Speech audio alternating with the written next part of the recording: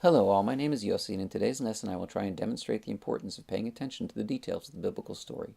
I plan on keeping this and all future videos short and as to the point as possible. This video with its one example isn't long enough to cover the vastness of this subject, but I do hope to provide some food for thought. This lesson is dedicated to the memories of my parents, my father and teacher Avram Shmuel ben Simcha Bunim, and my mother and teacher Hannah bat Shimon. As I demonstrate in my video about King Saul, there's important information hidden in plain view in the biblical text. In this video, I'll show another aspect of the importance of reading carefully and paying attention to details. This video expands an idea that I got from a video by Professor Uriel Simon, former head of the Bible department at Bar-Ilan University, on this subject. I highly recommend watching Professor Simon's original video. Today, we are going to take a careful look at one important yet overlooked detail of a well-known biblical story.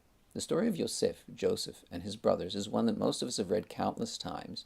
There's a problem with that story that we will try to get to the bottom of today. The online translation of Genesis 37, verses 3 through 5 at Chabad.org reads, "These are the generations of Jacob. When Joseph was 17 years old, being a shepherd, he was with his brothers, with the flocks, and he was a lad, and was with the sons of Bilhah, the sons of Zilpah, his father's wives, and Joseph brought evil tales about them to their father. And Israel loved Joseph more than all of his sons, because he was a son of his old age, and he made him a fine woolen coat. And his brothers saw that their father loved him more than all of his brothers, so they hated him, and they could not speak with him peacefully." Okay, one more verse before we continue. Genesis chapter 37, verse 13. "Vayomer Yisrael el Yosef halo achecha roim b'Shechem, lecha v'shalechecha alehem v'yomer lo hineni." And Israel said to Joseph, "Are your brothers not tending sheep in Shechem? Come, and I will send you to them." And he said to them, "Here I am." Okay, it's question time. Question number 1. How old were Joseph's brothers at the time? Joseph was 17, and he was Yaakov's 12th child, so the brothers were all grown men. At the very least, the oldest, Reuven, was in his late 20s. Question number 2. Yosef's older brothers all knew that Yosef was the orphan son of Yaakov's beloved Rachel. At their age, wouldn't it be expected that they would have reconciled their father's feelings towards him, in spite of everything, especially considering that they were the righteous forefathers of the tribes of Israel? Final question. Is it normal for grown men to take a front over a fine woolen coat?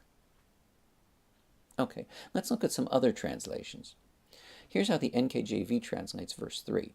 "Now Israel loved Joseph more than all of his children, because he was the son of his old age, and also he made him a tunic of many colors." Here's the NIV's translation. "Now Israel loved Joseph more than any of his other sons, because he had been born to him in his old age, and he made him an ornate robe for him." The NRSV, which is the New Revised Standard Version, says, "Now Israel loved Joseph more than any of his children, because he was the son of his old age, and he had made for him a long robe with sleeves." Well, what kind of garment did Yaakov make for Yosef? Was it a fine woolen coat, or a tunic of many colors, or an ornate robe, or a long robe with sleeves? The Hebrew term for that garment is K'tonet Pasim, which, if any, the translations is correct. When we look up the word pasim in a concordance, we find exactly the same terminology, K'tonet Pasim, in 2 Samuel, in the horrible story of Amnon and Tamar, in chapter 13, verse 18.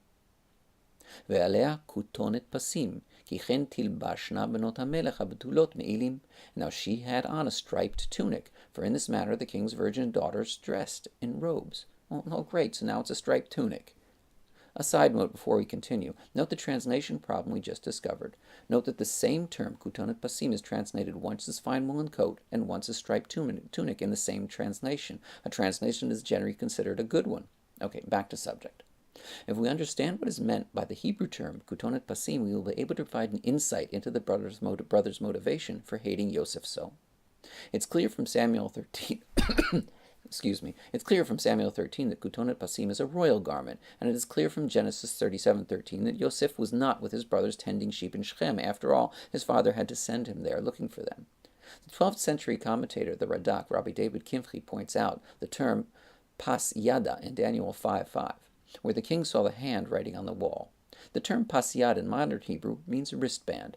The plural of pas is pasim, just as in K'tonet Pasim. In other words, K'tonet Pasim is quite likely a specific type of garment, rather than just a beautiful one. It is a garment that covers the wrists, and someone who wears such a garment is considered royalty, and he's exempt from labor. While we wouldn't expect Joseph's brothers, grown men, to be driven to hatred over a simple garment, we can certainly understand how angry they would be at having to do all the work while the younger brother, Yosef, was exempt. Once we see that the Pshat contains very important information that we can find if we read with care. Thank you, Kol Tuv, and God bless.